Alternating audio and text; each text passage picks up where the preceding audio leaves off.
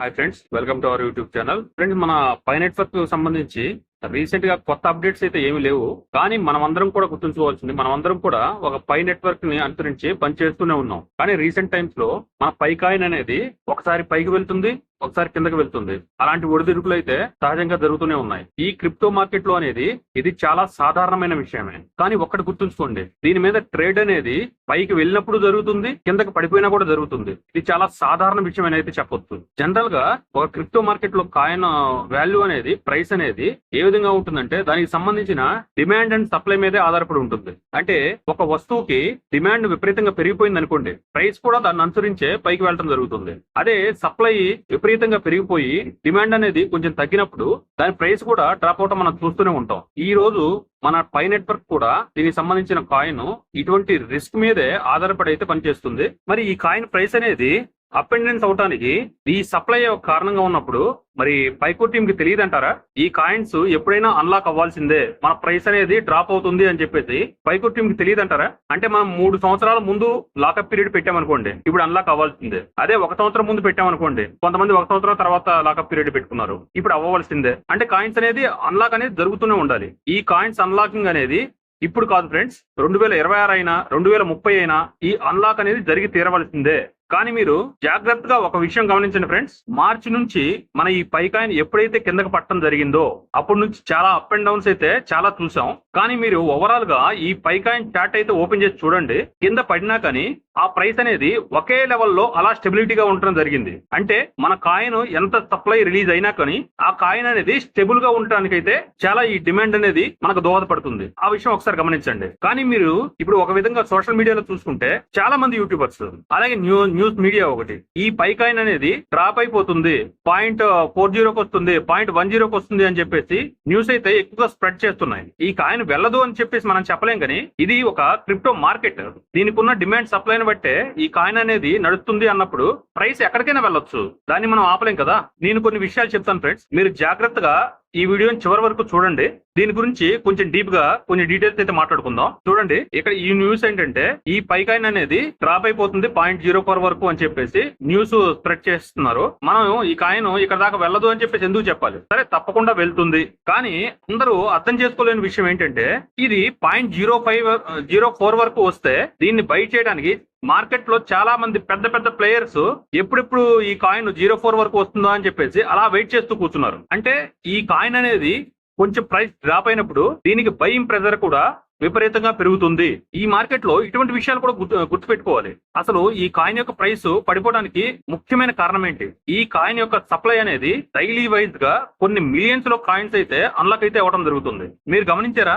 ఈ ఒక్క నెలలోనే 275 మిలియన్ పై కాయిన్స్ అనేది అన్లాక్ అయితే అవ్వబోతున్నాయి. అటువంటిప్పుడు సప్లై విపరీతంగా పెరిగిపోయి డిమాండ్ కొంచెం తగ్గింది అన్నప్పుడు ఈ కాయిన్ కున్న ప్రైస్ తప్పకుండా కిందకైతే వస్తుంది కదా. కానీ గడిచిన కాలం మీరు కొంచెం చూసుకోండి, మన కాయిన్స్ డైలీ వైజ్ గా అన్లాక్ అవుతున్నా కానీ ప్రైస్ అనేది ఒక స్టెబిలిటీని అయితే చూపిస్తుంది. అంటే దీనికి ఉన్న డిమాండ్ అనేది తగ్గలేదు. ఈ విషయం అయితే స్పష్టంగా అర్థమవుతుంది కదా. ఈ సప్లై అనేది ఇప్పట్లో ఆగదు. 2026లో కూడా జరుగుతుంది, 2030 వరకు జరుగుతుంది, తర్వాత కూడా జరగవచ్చు. అంటే సప్లై అనేది పెరిగిపోతూనే ఉంటుంది, డిమాండ్ అనేది రాదంటారా? ఈ సప్లై వస్తుంది కాబట్టి దీన్ని అనుసరించి ప్రైస్ అనేది తగ్గిపోతూనే ఉంటుందా? ఇటువంటి సప్లై మార్కెట్ లోకి వచ్చినప్పుడు ఈ కాయిన్ యొక్క ప్రైస్ పెరుగుతుందా అని చెప్పేసి మీకు డౌట్ రావచ్చు. నేను చెప్తున్నాను ఫ్రెండ్స్, తప్పకుండా పెరుగుతుంది. ఇదే సప్లైని అనుసరించి ఈ కాయిన్ యొక్క ప్రైస్ పెరుగుతుంది. ఎందువల్ల అంటే ఇంకా దీని యూటిలిటీ స్టార్ట్ అవునందువల్ల, తొందరలో దీని యూటిలిటీ స్టార్ట్ అవుతుంది కాబట్టి, అలాగే పెద్ద పెద్ద ఎక్స్చేంజెస్ లో కూడా లిస్ట్ అవుతుంది కాబట్టి చాలా ఎక్కువ మొత్తంలో ఇన్వెస్టర్లు అనే వాళ్ళు ఈ పై కాయిన్ లోకి యాడ్ అవుతారు. దానివల్ల ఈ పై కాయిన్ ప్రైస్ కూడా విపరీతంగా పెరిగిపోతుంది. ఇప్పుడు మన పై నెట్వర్క్ అనేది ఒక నమ్మకాన్ని కలిగించడానికి రోజు రోజుకు ఓపెన్ మైనెట్ కి సంబంధించి, దీని ఎకో సిస్టానికి సంబంధించి కొన్ని అప్డేట్స్ అయితే తీసుకొస్తుంది. దానికి అనుగుణంగానే తొందరలో ఓపెన్ మైనెట్ లోకి అయితే ఇది అడుగు పెట్టబోతుంది. ఆ అప్డేట్స్ అనేది చూసుకుంటే అమెరికాలో రీసెంట్ గా USD1 అని చెప్పేసి ఒక కాయిన్ ని ప్రవేశపెట్టారు కదా మన డొనాల్డ్ ట్రంప్ గారు. ఆ USD1 తో పేర్ అయితే అవటం జరిగింది. అలాగే మన మార్కెట్ లో పై కాయిన్స్ అనేది విపరీతంగా సప్లై ఉన్నా గానీ ఇప్పటి వరకు అమెరికాలో దీని మీద ట్రేడింగ్ సంబంధించి ఈ కాయిన్స్ అవైలబిలిటీలో అయితే ఇప్పుడు దాకా లేదు. దానికి సంబంధించి క్రాకెన్ ఎక్స్చేంజెస్ లో కూడా ఇప్పుడు ఈ పై కాయిన్ అనేది లిస్ట్ అయితే అవడం జరిగింది. అది అందరికీ తెలిసిన విషయమే. అలాగే తొందరలో కాయిన్ బేస్ ఒకటి, ఫైనాన్స్ ప్లాట్ఫామ్ ఒకటి, ఈ 2 ప్లాట్ఫామ్స్ లో కూడా మన పై కాయిన్ అనేది తొందరలోనే లిస్ట్ అయితే అవుతుంది. అప్పుడు వరల్డ్ వైడ్ గా ఉన్న ఎంతో మంది ఇన్వెస్టర్స్ కి ఈ కాయిన్ అనేది అవైలబిలిటీలోకి అయితే వస్తుంది. అందువల్ల రానున్న కాలంలో ఈ పై కాయిన్ కి ఒక బూస్ట్ అయితే రావచ్చు.